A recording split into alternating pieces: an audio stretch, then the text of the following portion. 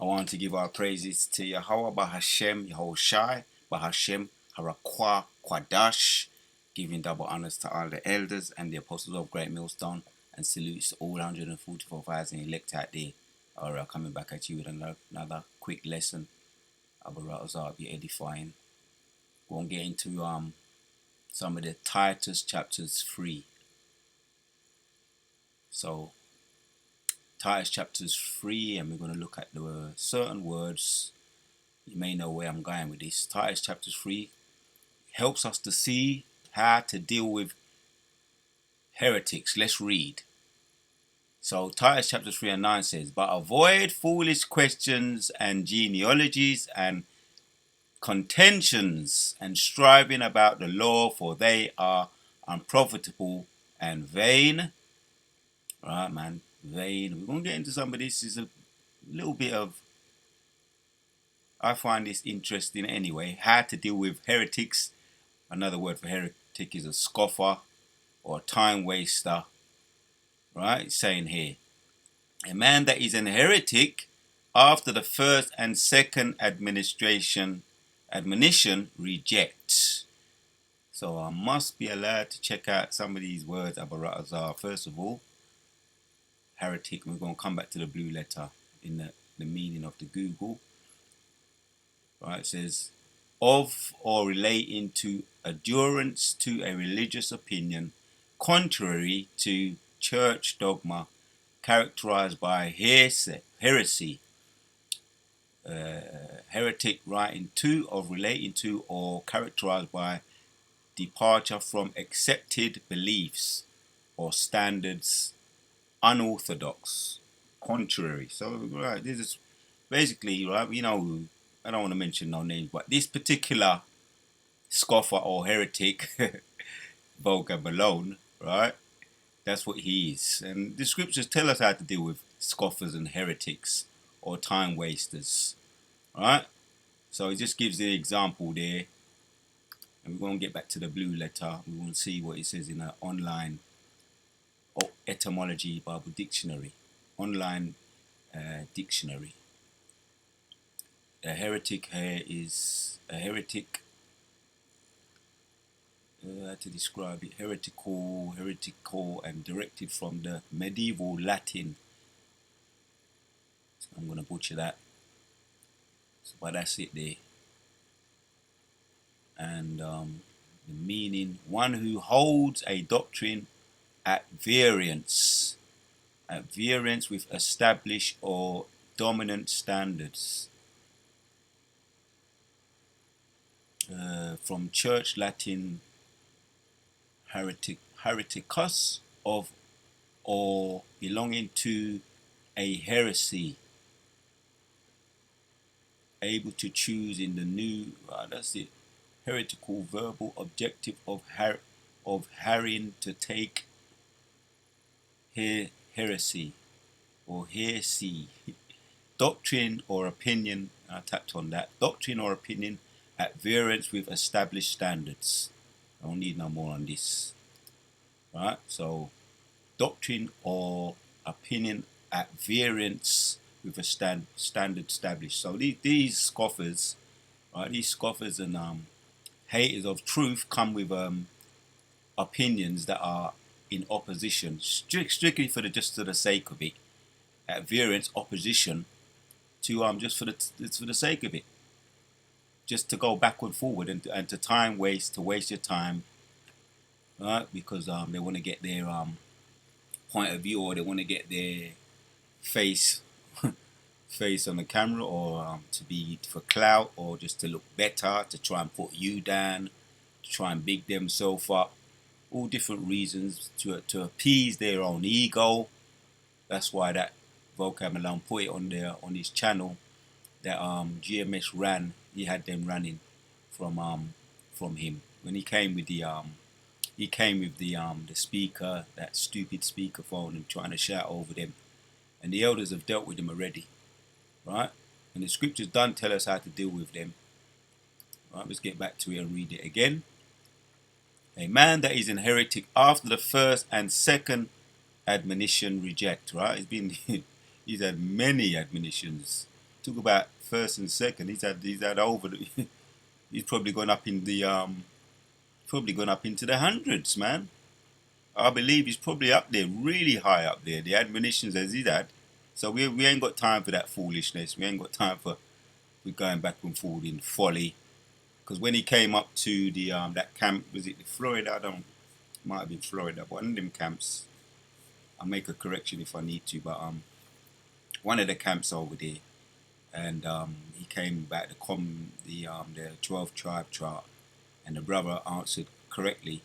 He said that he was trying to get into the history of it about the 12 tribe chart, and which is a damn lie that it was made up. The same old story, and we believe that the 12 tribe chart, the 12 tribes of Israel, through faith, which is actually in the scriptures anyway, through faith. So now I want to make a point here, right? Faith. What is faith?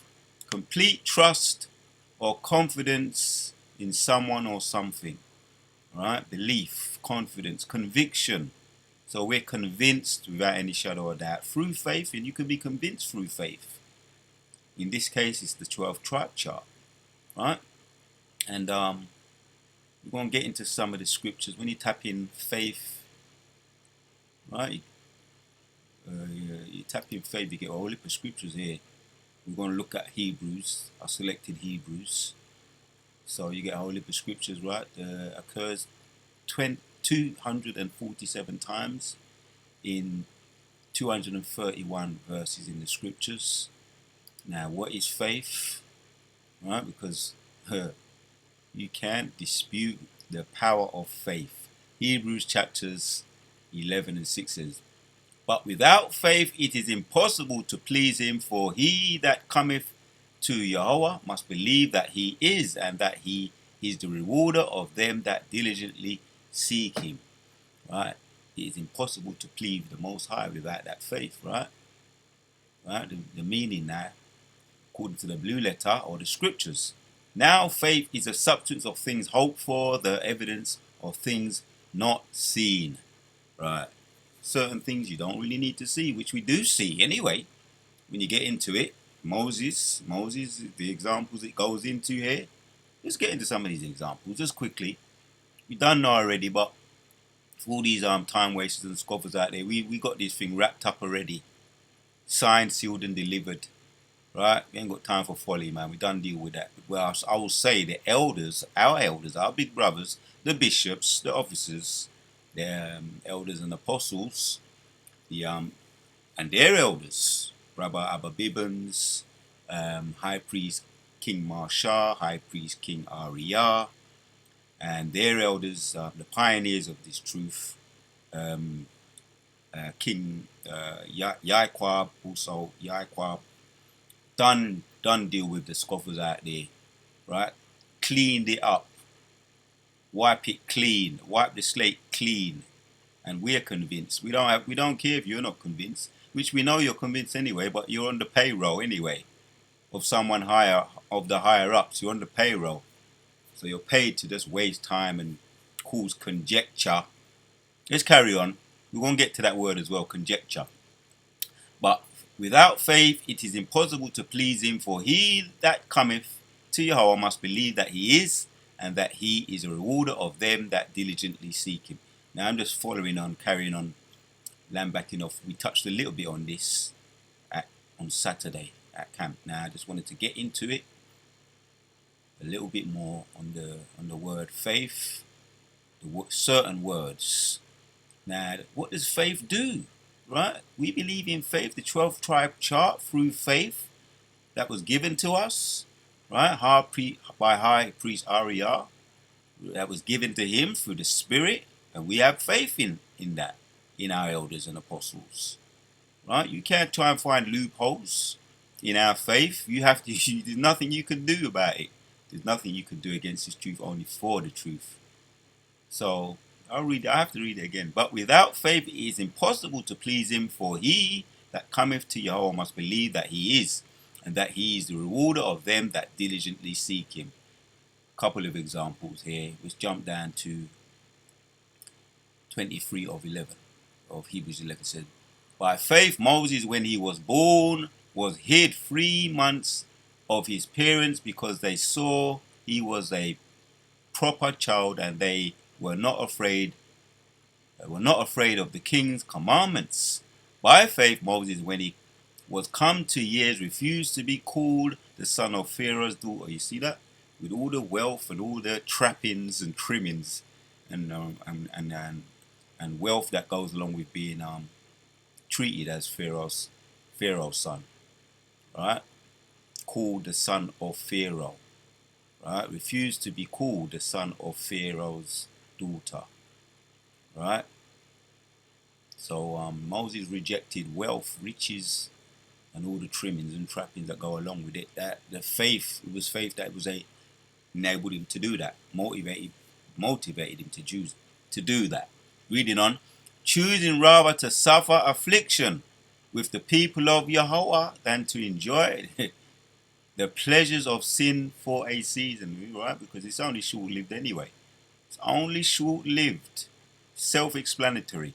Esteeming the reproach of a Mashiach greater riches than the treasures of Egypt, for he had respect unto the recompense of the reward.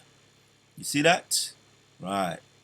Esteeming the reproach of Yahweh Mashiach, of a Mashiach, greater riches than the treasures in Egypt, for he had respect unto the recompense of the reward. You see, faith ain't necessarily blind. They say blind faith, but real faith, you'll actually will see, visualize what you're gonna have on the other side, and what you're rejecting, that it is short-lived.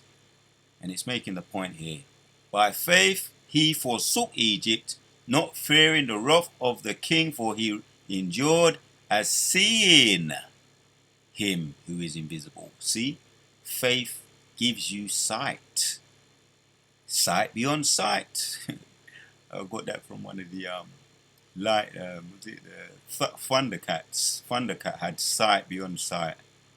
For those of you that may remember that cartoon years ago, the Thundercats, the Thundercats are go, and they had Lionel, and he had that sight beyond sight, right, which enables you to see far into the distance, insight, seeing that him who is invisible.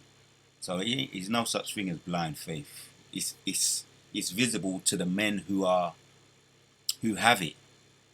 The spiritual men see with sight beyond sight. So this is just showing us how to deal with scoffers and heretics. We're going to get back to that. And people that just want to come up and waste time with conjecture. Let's jump down to the point really, and just this blows it out of the water here. Right? The power and the motivating factor that faith will do for you when you have it. Scripture does say that faith the size of a mustard grain will move mountains. Well, let's see what it did. Some real examples here, jumping down to 32. And what shall I more say, for the time will fail me to tell of Gideon and of Barak and of Samson. And read about him, right? Brothers, the new ones coming in, the Akyam, as well as the new Afwakyam, and the Akyam teach your children about these faithful examples here. I remember, I've never forgotten since even though I learned about them when I was younger in the in Sunday school. I still hold them on high esteem.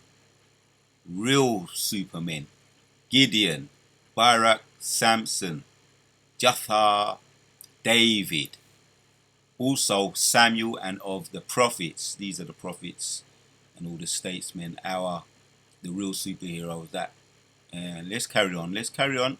Who through faith subdued kingdoms, ought righteousness, obtained promises, stopped the mouth of lions. Right? See that there?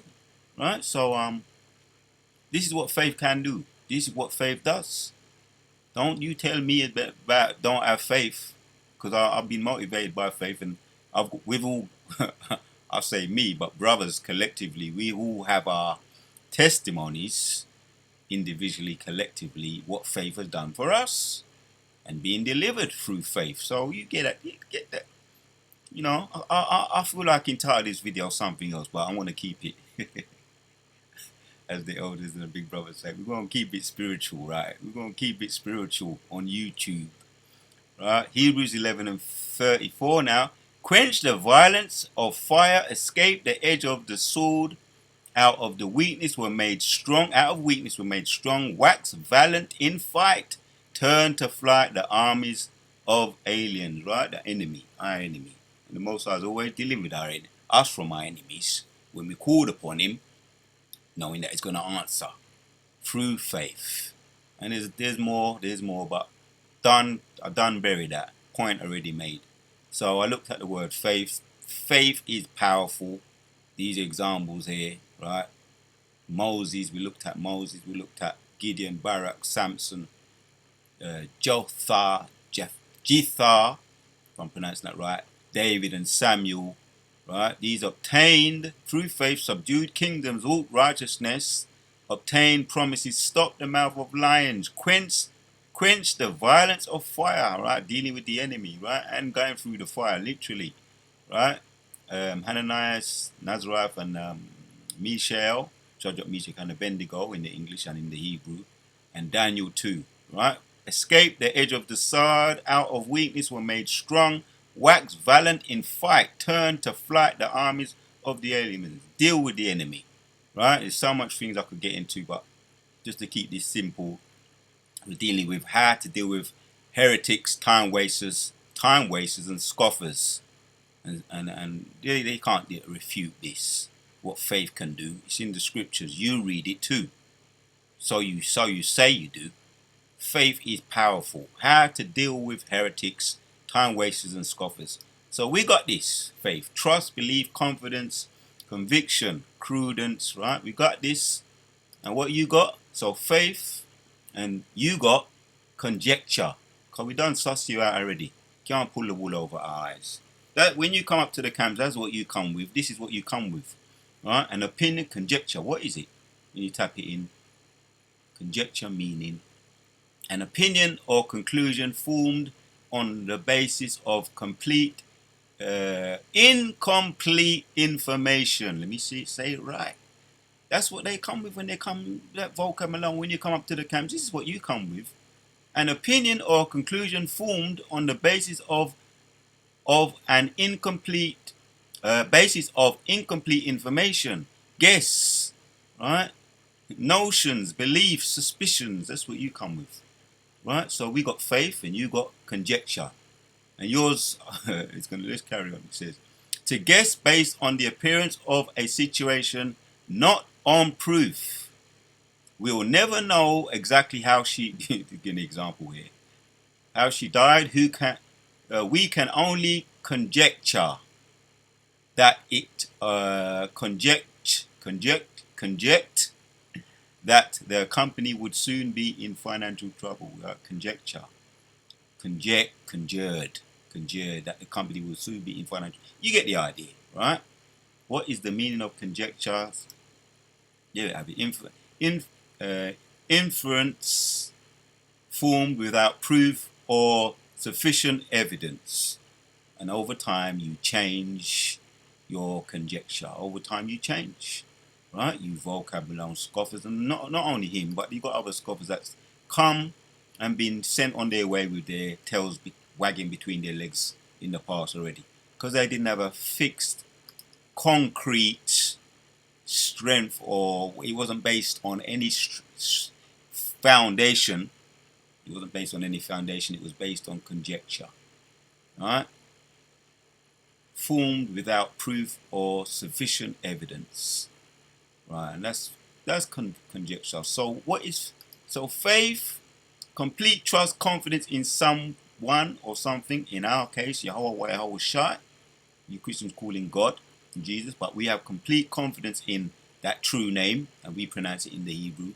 Don't know, and you don't deserve to know his name, his true name anyway, because you just change over time. You take it, and the scriptures say, "Don't throw your pearls to swine." So we don't waste time with you. And for the in future, what the elders have said, we come to the conclusion that yeah, it is reasonable to call the cops, call the cops on you, with your heresies and you being a heretic. Call the cops on you, and it's reasonable. Now the word heretic now in just to end it off, of or relating to adherence to a religious opinion contrary to the church dogma, characterized by hearsay, heretical writings are already, but you know, repetitions are part of learning, of relating to or characterized by departure from accepted beliefs or standards, unorthodox, just coming with conjecture just for the mere sake of it, being contrary for the mere sake of it to waste time.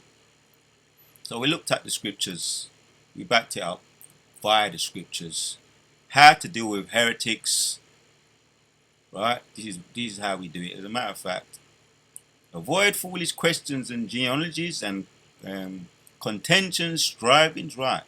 Foolish questions, genealogies, contentions, which is to strive, to fight, but avoid them when they becoming, when they answer not a fool according to his folly, right? Answer not, the scriptures talk about that in Proverbs as well, right? Contentions, which are just fights, strivings about the law, for they are profitable, unprofitable, and vain, right? Empty.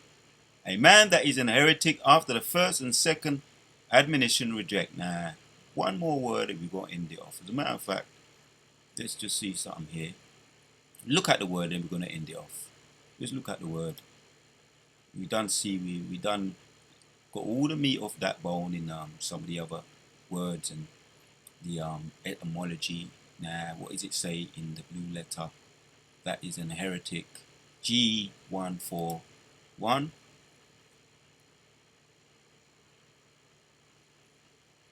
Right? Straight to the point.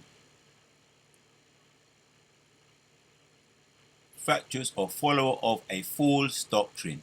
That's it. So, welcome along. You're just false, man.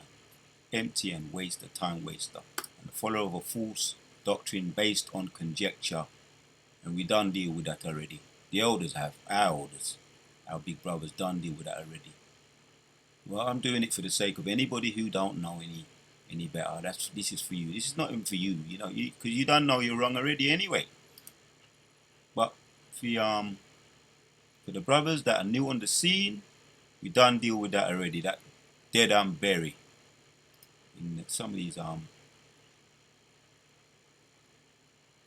NLT, right? Says,